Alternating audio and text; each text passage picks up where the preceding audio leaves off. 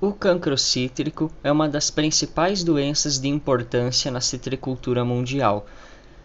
Originário do Sudeste Asiático, apareceu pela primeira vez no Brasil no estado de São Paulo, no ano de 1957, na região de Presidente Prudente. Atualmente, se encontra presente em quase todos os estados do país. Os danos da doença do cancro cítrico são relacionados à perda de área fotossintética da planta e queda precoce dos frutos antes do período de colheita, impossibilitando seu uso comercial. Atualmente, o cancro cítrico se encontra como praga quarentenária A2, presente no Brasil, no entanto, sob programa de erradicação. O agente causal do cancro cítrico é uma bactéria, de nome científico Xanthomonas citri, subespécie citri, uma bactéria gram-negativa, baciliforme com um único flagelo polar. Xanthomonas citri, subespécie citri, ataca todas as espécies de citros comerciais. Seu ataque resulta em lesões pustulentas, arredondadas, de até 2 centímetros. Estas são coriáceas e apresentam um hilo amarelado em seu entorno.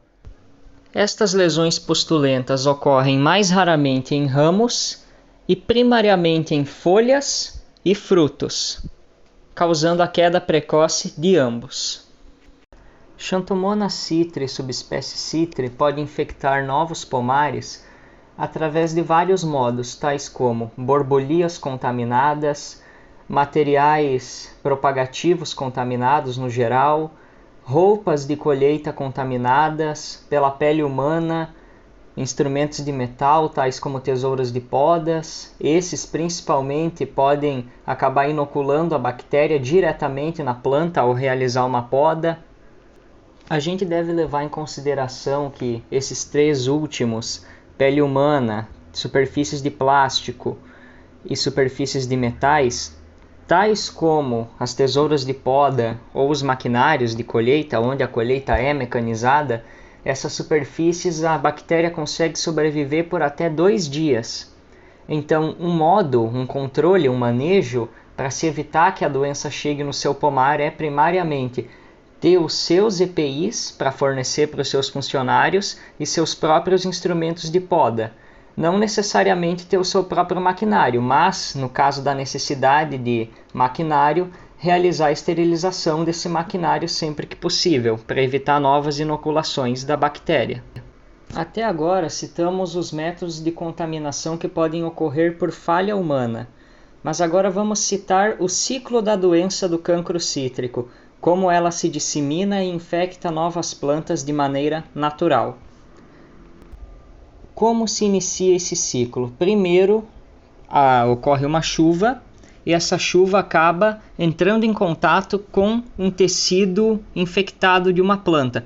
Uma fruta, um resto de cultura que está no campo, uma folha contaminada, um ramo. Ramos verdes, é importante destacar que eles conseguem sobreviver. Essas lesões pustulentas numa folha ou num fruto vão cair e em contato com o solo a bactéria perde seu poder de infecção.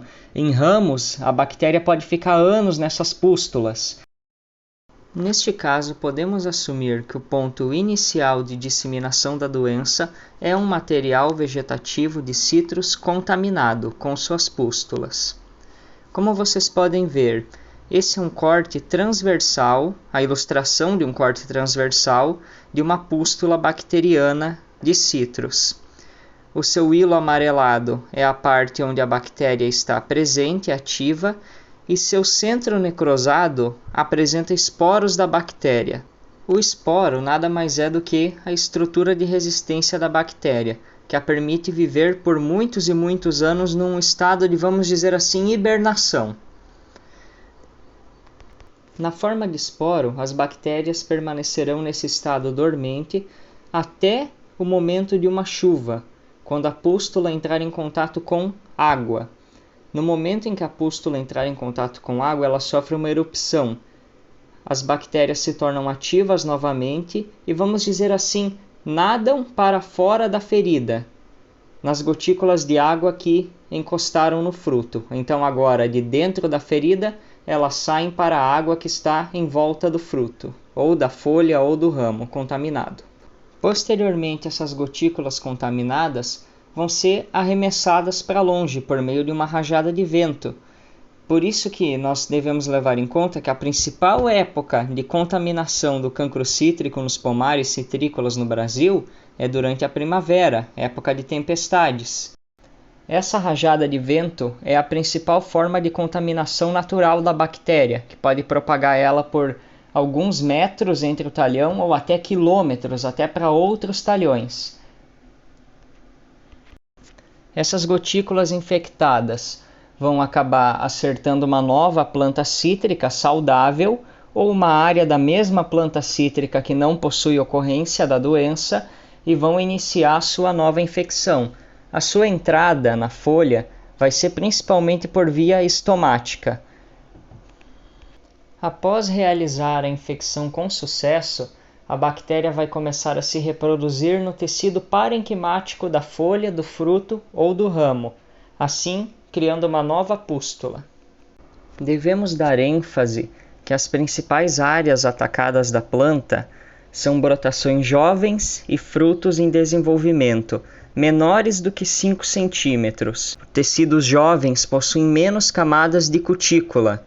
É um tecido tenro, de fácil penetração pela bactéria, ou seja, quanto mais velho o ramo, mais estabelecido o ramo adulto, menos possibilidade ele tem de ser acometido por uma infecção da bactéria.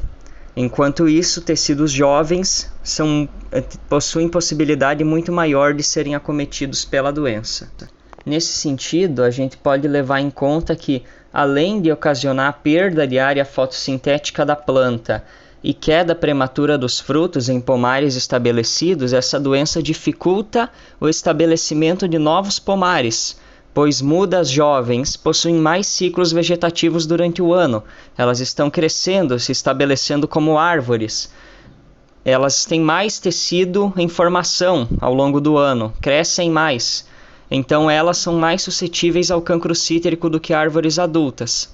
Essa bactéria pode dificultar e prejudicar o estande de formação de um novo pomar. Além da sua principal forma de contaminação por rajadas de vento, podemos dar ênfase ao Phyllochnis citrella, o minador dos citros, uma borboleta, um lepidóptero. Essa mini borboleta, ela não é um vetor da doença, ou seja, ela não transmite a doença dentro do seu corpo como tal um mosquito pode realizar com a dengue, ou um barbeiro pode realizar com a doença de Chagas, a exemplo, ou uma cigarrinha do milho. Mas o minador dos citros ele deposita os seus ovos em uma folha principalmente jovem, na parte inferior, abaxial, e lá a larva vai se desenvolver e vai entrar no mesófilo foliar, que é onde se encontra o tecido parenquimático da folha. Ele não transmite a doença, mas ele abre um ferimento, uma porta de entrada muito grande para a bactéria conseguir contaminar, como vocês podem ver aí na foto. Falando de manejo hídrico, a gente tem uma condição bem desfavorável para os pomares citrícolas, pois a floração e crescimento vegetativo da maioria das espécies de citros coincide com a época de temporada de chuvas, mais especificamente de tempestades, durante a primavera. Então é uma situação extremamente desfavorável, pois nós temos muitas plantas saindo da floração para iniciar a frutificação, com frutos menores do que 5 centímetros, altamente suscetíveis à doença, e brotações vegetativas sem suas camadas de cutícula estabelecidas. Para contornar essa situação desfavorável, o Fundecitrus criou uma metodologia utilizando de nossos invernos. Os invernos brasileiros, em maior parte do território, são secos e com baixa precipitação. Se aproveitando desta situação, de 30 a 40 dias antes da temporada de chuvas começar, se fornece uma irrigação abundante para o pomar citrícola. assim adiantando sua floração e crescimento vegetativo. A utilização deste manejo garante que as novas brotações e frutos da safra irão ter tamanho suficiente e camadas de cutículas estabelecidas quando a temporada de chuvas chegar, assim os tornando menos suscetíveis ao cancro cítrico. Outro modo que podemos citar para evitar a incidência de cancro cítrico nos pomares citrícolas é a utilização de quebra-ventos. Um quebra-vento nada mais é do que uma barreira vegetal com uma planta perene que seja necessariamente mais alta do que a planta cultivada e seja de uma família diferente da planta cultivada, para ela não ser suscetível às mesmas doenças da planta cultivada no talhão. Como ele age? Durante uma rajada de vento, o quebra-vento ele vai servir como uma barreira. Ele vai diminuir a intensidade da rajada de vento, assim fazendo com que os ramos dos citros eles não acabem colidindo entre si. Evitar as colisões entre os ramos se faz extremamente importante, uma vez que durante essas colisões os ramos acabam sofrendo ferimentos, e esses ferimentos são uma porta de entrada para a bactéria. Então, durante uma tempestade, a gente não tem um quebra-vento no pomar. Primeiro vem uma rajada de vento que faz os ramos colidirem e sofrerem ferimentos, e posteriormente vem uma segunda rajada com as gotículas contaminadas com a bactéria. Um prato cheio, a bactéria vai ter uma porta aberta direto para o tecido parenquimático da planta. Vai se alojar facilmente e iniciar um novo ciclo de infecção. Então, nesse sentido, o quebra-vento se faz extremamente útil e necessário. Citando por último, o manejo mais importante para controle do cancro cítrico nos pomares, método criado pelo Fundecitrus, a utilização de pulverizações com cobre fixo, como oxicloreto de cobre, hidróxido de cobre e óxido cuproso. Nós devemos levar em conta que após pulverizado sobre a copa, o cobre ele age como uma barreira bactericida. Ou seja, durante o ciclo de contaminação, quando a gotícula contaminada com a bactéria atingir a planta, esse cobre presente em sua superfície vai agir como um bactericida. Essas três formas de cobre são chamadas de cobre fixo, pois, diferente de um sulfato de cobre, eles são dificilmente absorvidos por via foliar e dificilmente vão ser lixiviados, o que permite a gente fazer aplicações regulares a cada 21 dias, durante o período vegetativo e de crescimento dos frutos, até os frutos atingirem os seus 5 centímetros de diâmetro. Após isso, a gente pode cessar as pulverizações com cobre, pois o fruto se torna imune ao cancro cítrico. Detalhe: citros com múltiplas floradas devem receber pulverizações constantes a cada 21 dias até o final da sua época de frutificação. Nenhum desses métodos se faz 100% eficaz. No entanto, a utilização dos quebra-ventos, o adiantamento da floração e do crescimento vegetativo com manejo hídrico e a utilização de cobre nos garante uma boa segurança para a produção citrícola brasileira. Este é um vídeo resumido, simplificado. Para informações mais abrangentes, acesse a apresentação de slides na descrição do vídeo. Nossos agradecimentos ao site Fundecitrus e ao canal do YouTube do Fundecitrus, aos quais os dois estão na descrição.